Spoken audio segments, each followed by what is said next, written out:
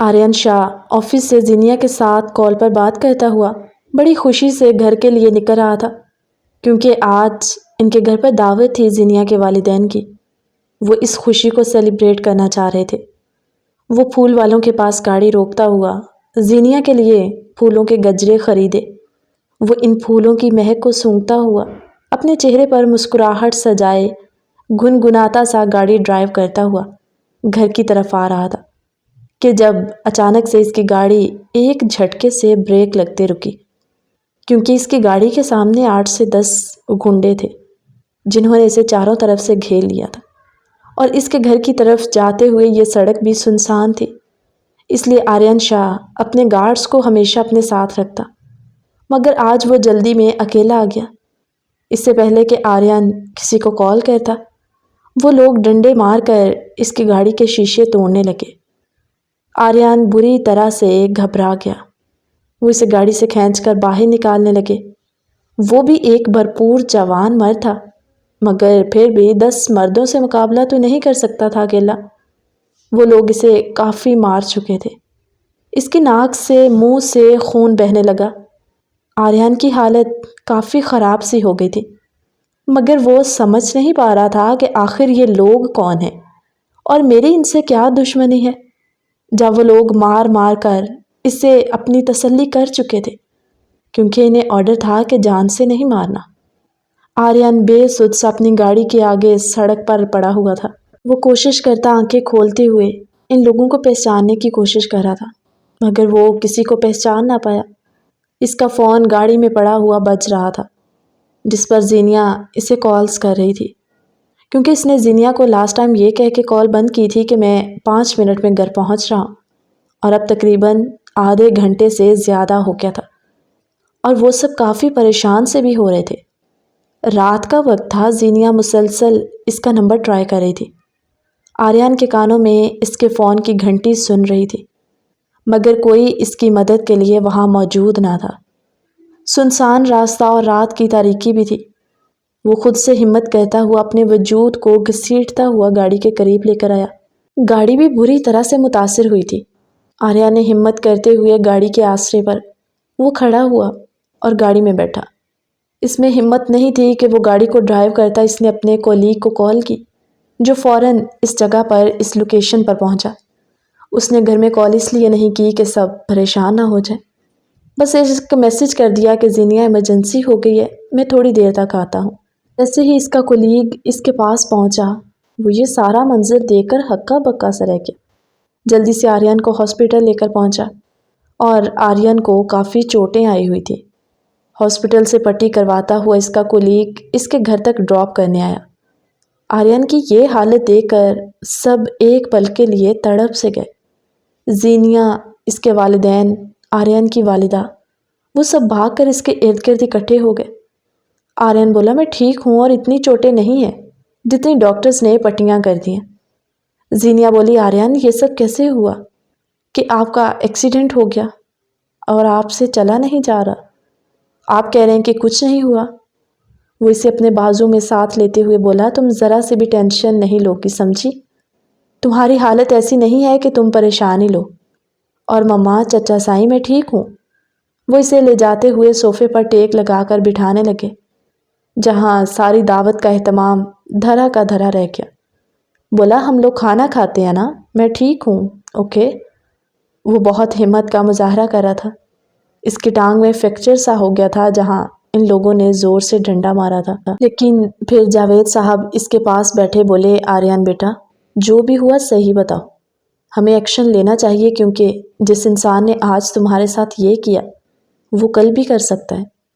بولا، چچا سائی، میں تو گھر کے لیے آ رہا تھا کہ اچانک میری گاڑی کو تقریباً 10 بندوں نے گھیر لیا، اور مجھے فرصت ہی نہیں دی کہ میں کسی کو کال کر سکوں یا میں اپنے بچاؤ میں کچھ کر سکوں۔ جب میں بالکل بے سدھ ہو گیا تو وہ مجھے چھوڑ کر بھاگ چکے تھے۔ میں نے بہت کوشش کی ان لوگوں کو پہچانوں، ایک تو اندھیرا تھا، دوسرا ان کے چہرے بھی ڈھکے ہوئے تھے۔ خیر، جو کوئی بھی ہوا، ایک نہ ایک دن تو سامنے آئے گا ہی، اور اب میں آگے سے احتیاط کے ساتھ رہوں گا۔ وہ اس کے کندھے پر ہاتھ رکھتے ہوئے اسے حوصلہ دینے کی کوشش کر رہے تھے۔ سب کے دل میں جتنی بھی رنجشیں تھیں سب کچھ ختم ہو چکا تھا۔ زینیہ بھری ہوئی آنکھوں کے ساتھ آریان کو دیکھ رہی تھی۔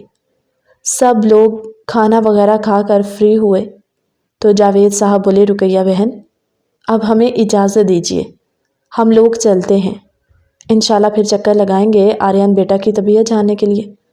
اور آریان بیٹا بہت خیال رکھنا، زینیہ بیٹے اپنا اور آریان کا خیال رکھنا۔ وہ ملتے ہوئے گھر سے نکل گئے۔ آریان کمرے میں پہنچا، بیڈ پر بہت مشکل سے ٹیک لگائے لیٹنے لگا۔ اس کے کپڑوں پہ بھی خون لگا ہوا تھا۔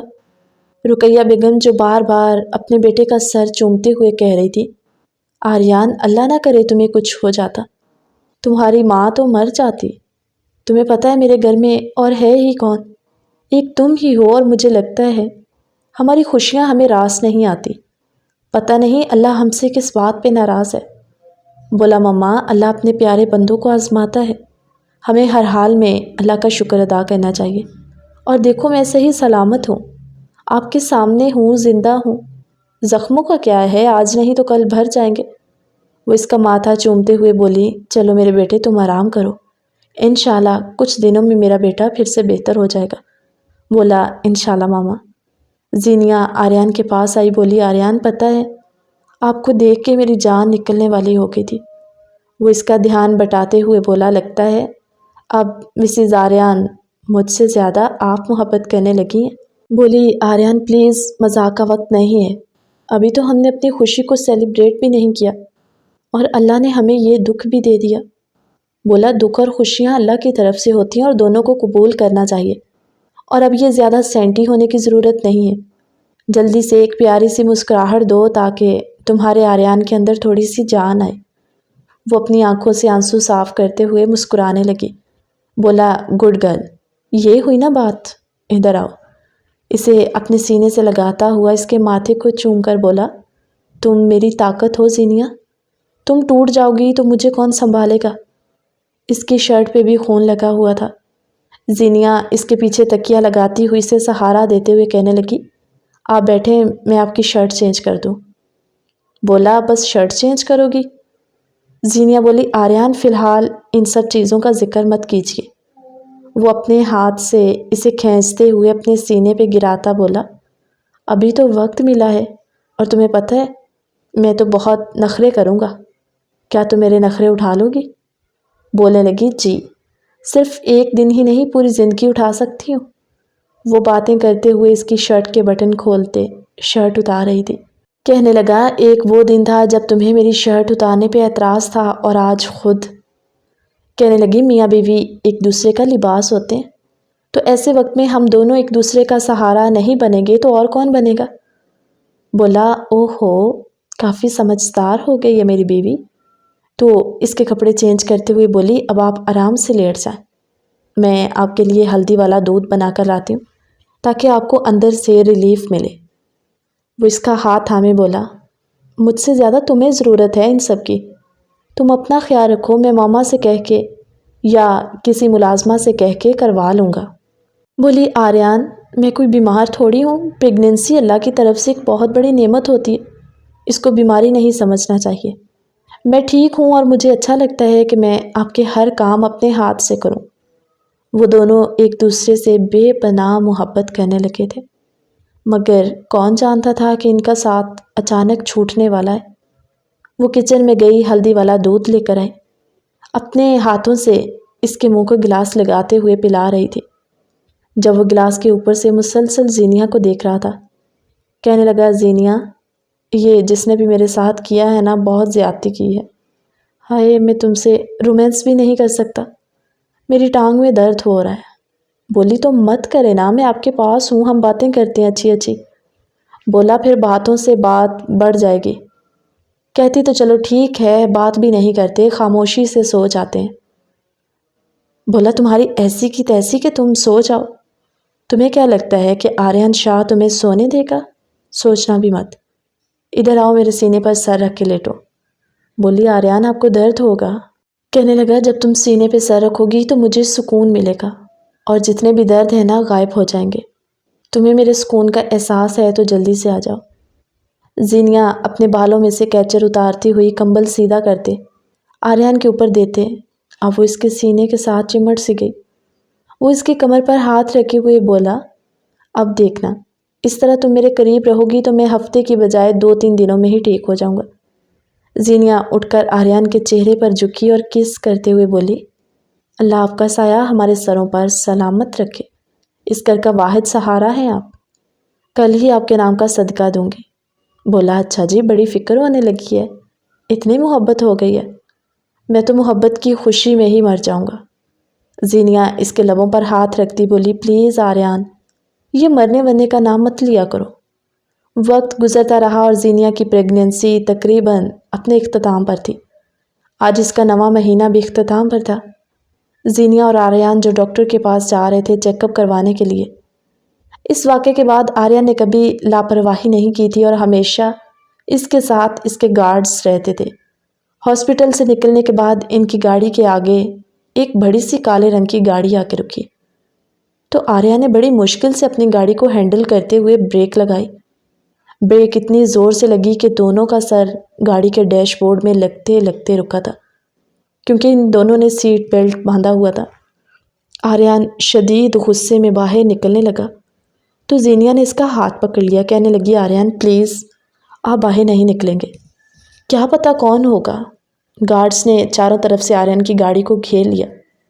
जब सामने से हारिस गाड़ी से निकला और अपनी ऐनक को अपनी उंगली पे घुमाता हुआ बोला, अबे हिम्मत है तो बाहर आके बात कर। इसके हाथ में पिस्टल भी थी। जीनिया बोली, आर्यन कुछ भी हो जाए आप गाड़ी से बाहर नहीं निकलेंगे, और प्लीज़ हम लोग यहाँ से निकल रहे हैं, आप गाड़ी को रिवर्स करें।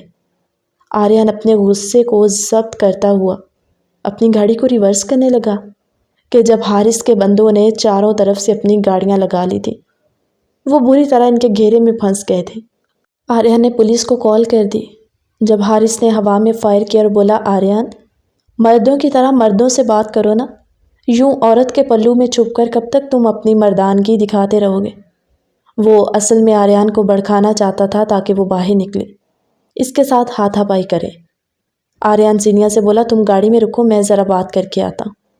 जीनिया इसे मना करती रही, मगर अब आर्यन अपनी पिस्टल उठाता अपने कमर से लगाता हुआ गाड़ी से बाहर निकला।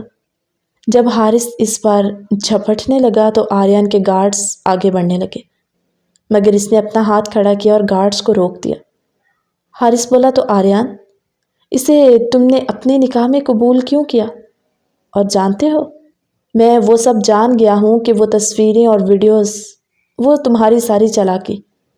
पहले तुमने इसे बदकिरदार साबित किया कि ताकि मैं इसको छोड़ दूँ, और सच पूछो पहले मैं खुश था कि अच्छा हुआ मेरी इससे जान छूट गई, मगर जब से मुझे ये पता चला ना ये सब तुम्हारी चाल थी और तुमने इसे हासिल करने के लिए ये मेरे निकाह में थी और तुमने इसे अगवा करके नाजेबा तस्वीरें बनाई। कसम खुदा की उस दिन से मेरा खून खौल रहा है। दिल कर रहा है तुम्हें वहाँ पर मारूं जहाँ पर तुम्हें पानी का घूंट भी नसीब ना हो। आर्यन बोला, तुम जैसे घटिया मर्द के चुंगल से छुड़ाना चाहता था। तुम्हारा क्या है, तुम तो जगह जगह मुंह मारते फिरते हो। हारिस बोला, मगर आर्यन मियाँ जो भी था वो मेरी मनकूहा थी और मेरी मनकूहा को तुमने अगवा करके इसके साथ ना जाने क्या किया और फिर खुद हीरोपंती दिखाते हुए इसे अपने निकाह में ले लिया। मर्द थे तो मर्दों की तरह बात करते।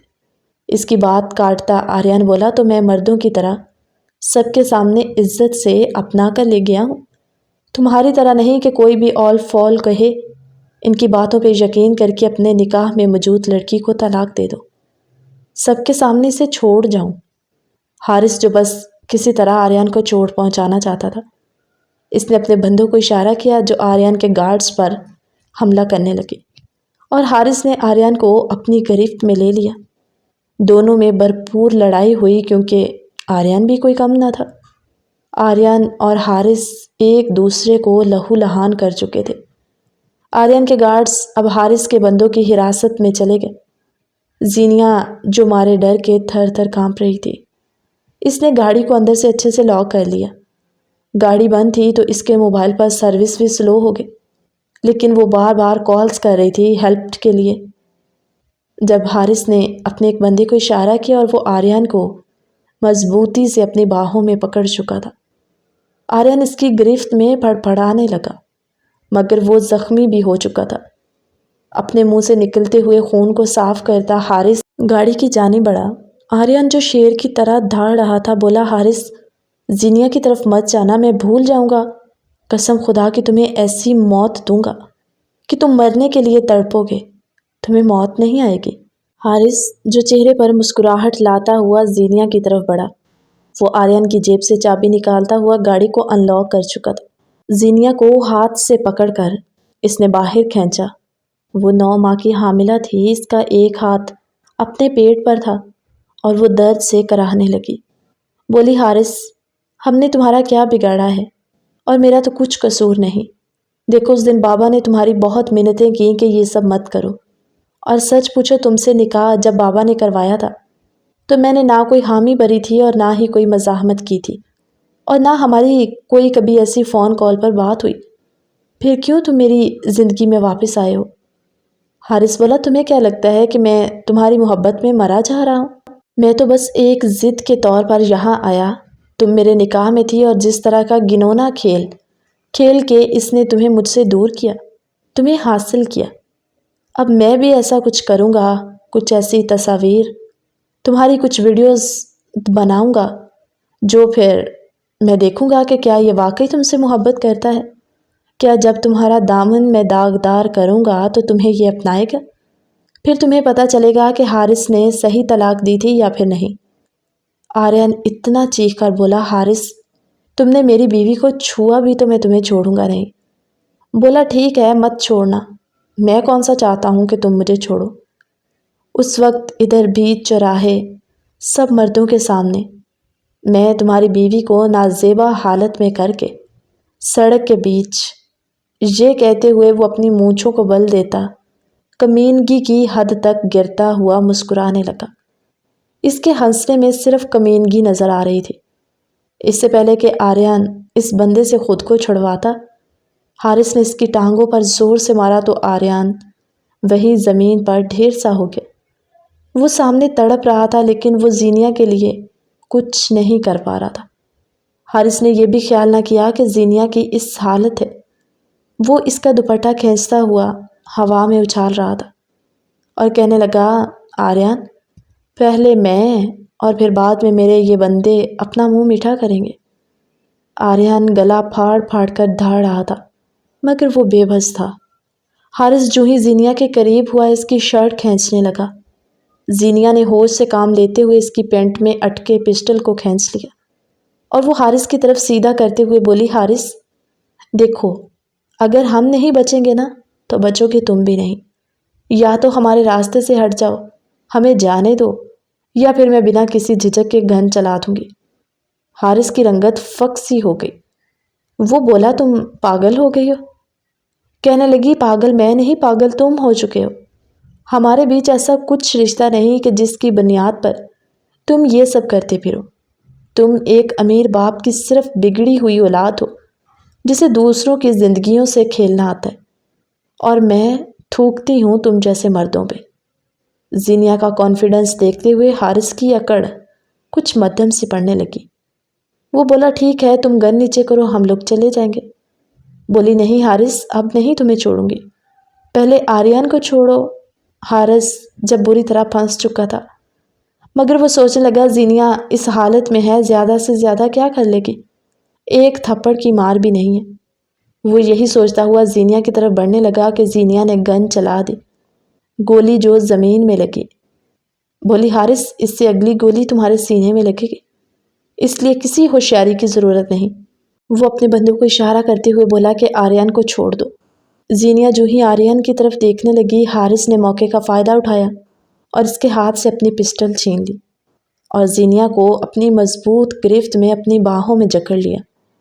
بولا، تم کیا سمجھتی تھی حارث بچہ ہے کوئی؟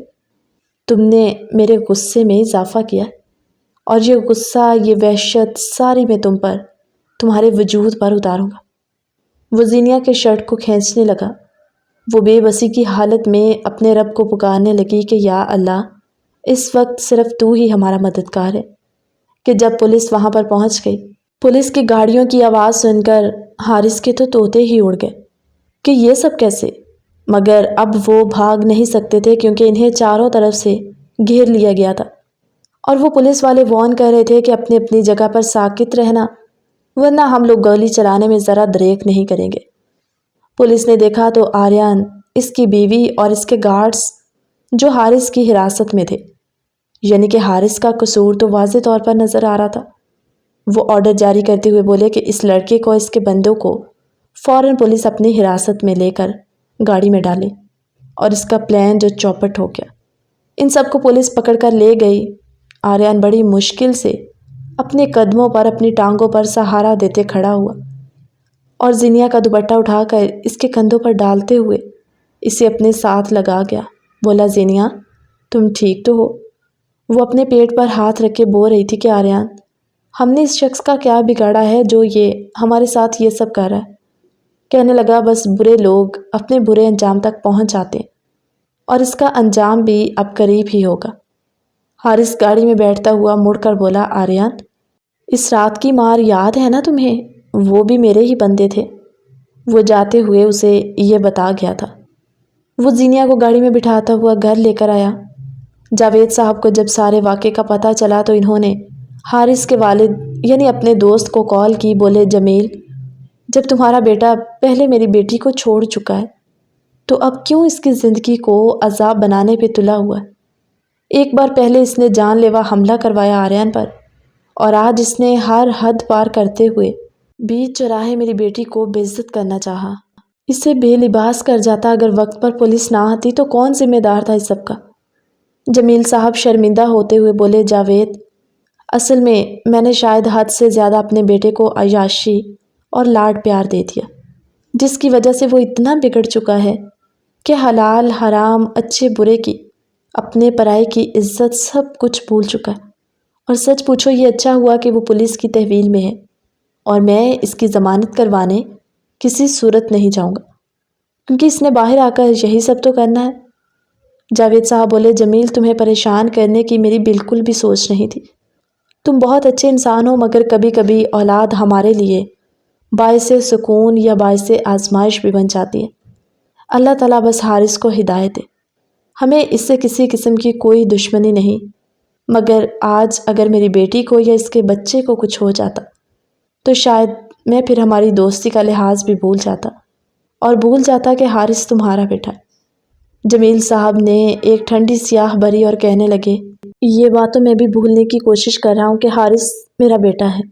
میں اس کی طرف سے اپنے دل کو پتھر کرنا چاہتا ہوں کہ وہ چاہے بیچ چوراہے کے مر جائے، مجھے اس سے کوئی فرق نہ پڑے، کیونکہ یہ صرف زینیا ہی نہیں، نہ جانے وہ کتنی لڑکیوں کو اپنی ہوس کی بھینٹ چڑھا چکا ہے۔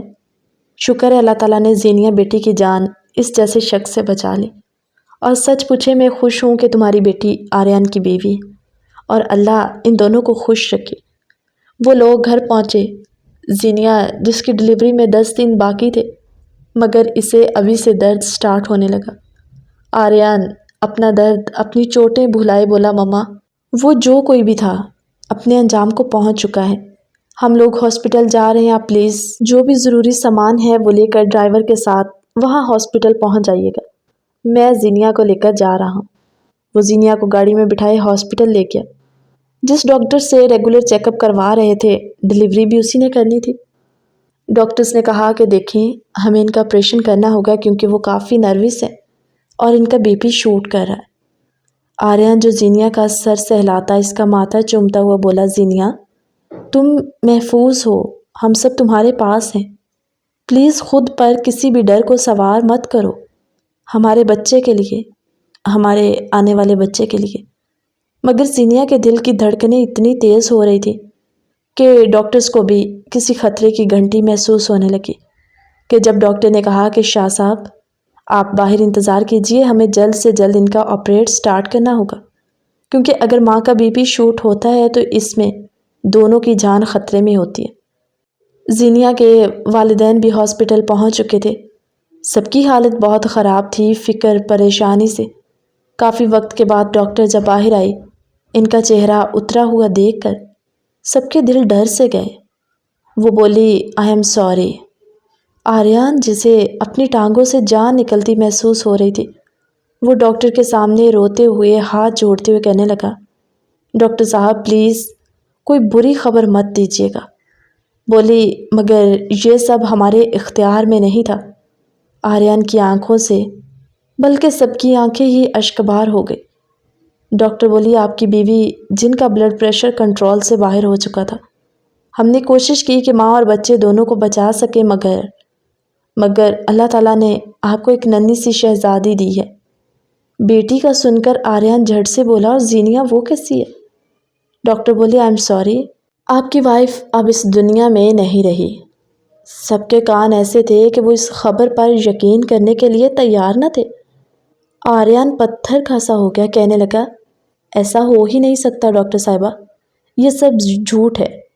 زینیا یوں اچانک ایسے؟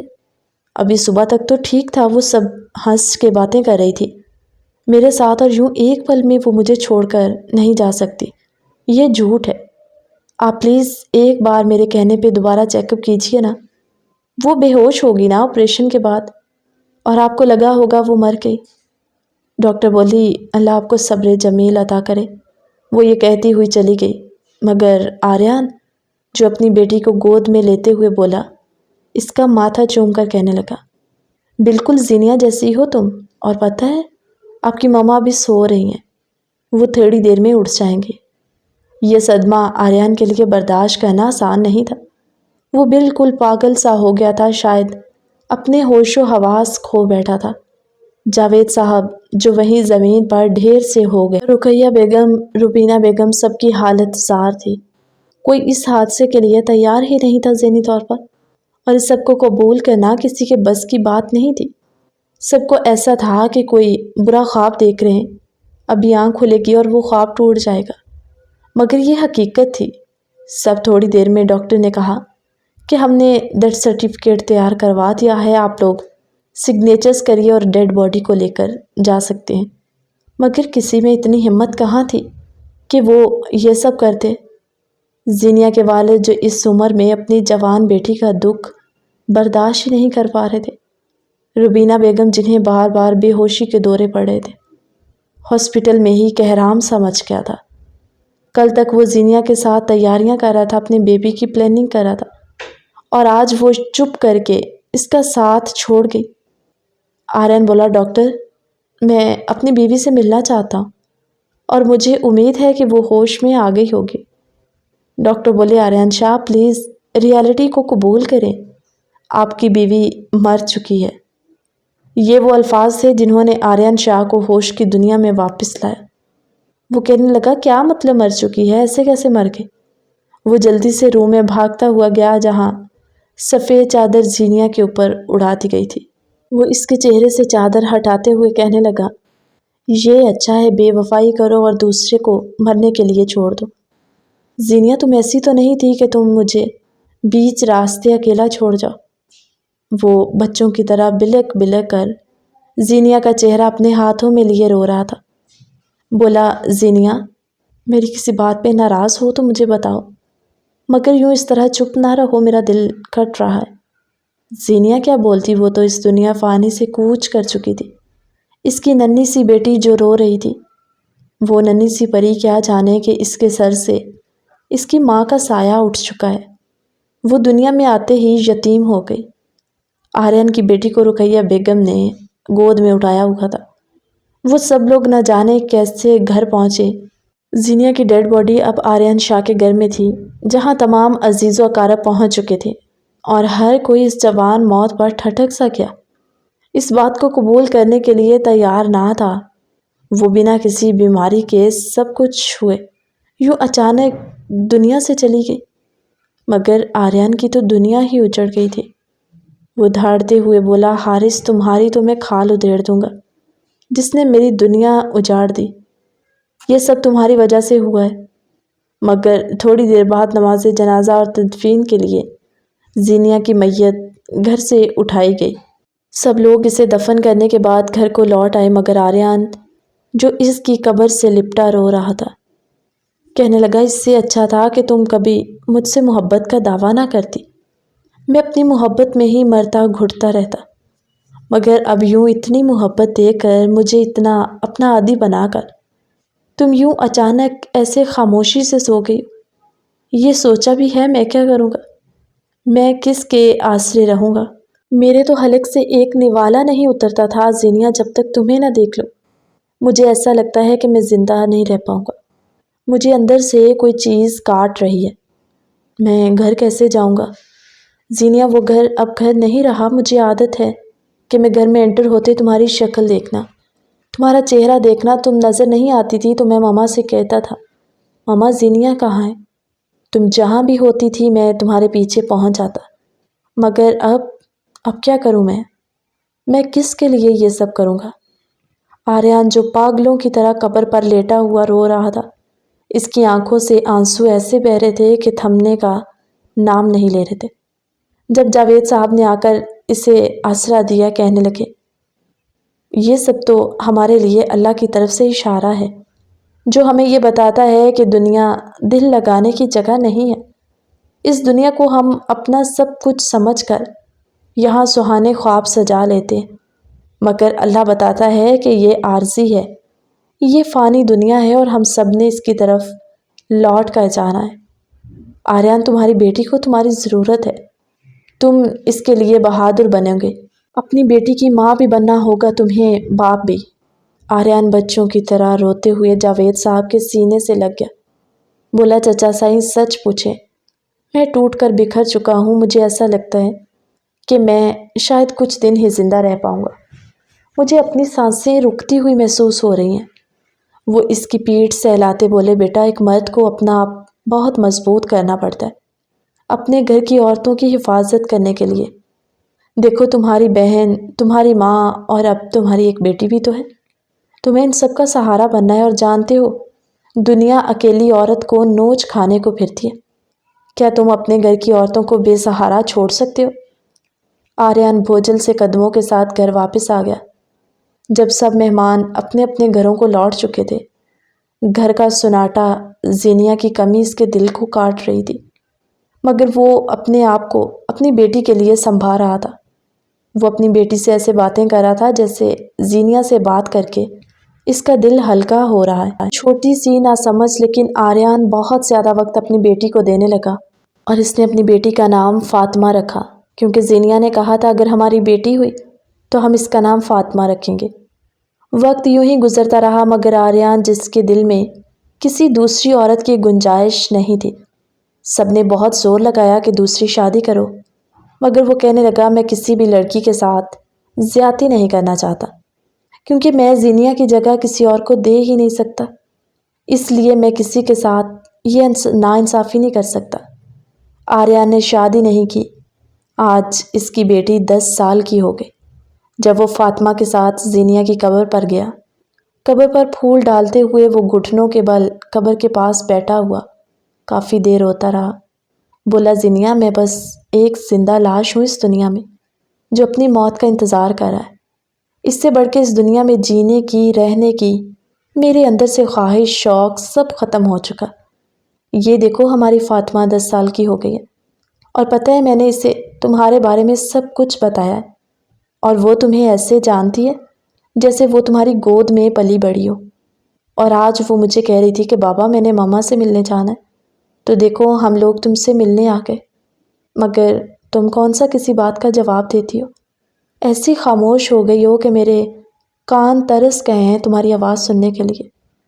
آریان ایک بار پھر بے قابو ہوتا رونے لگا۔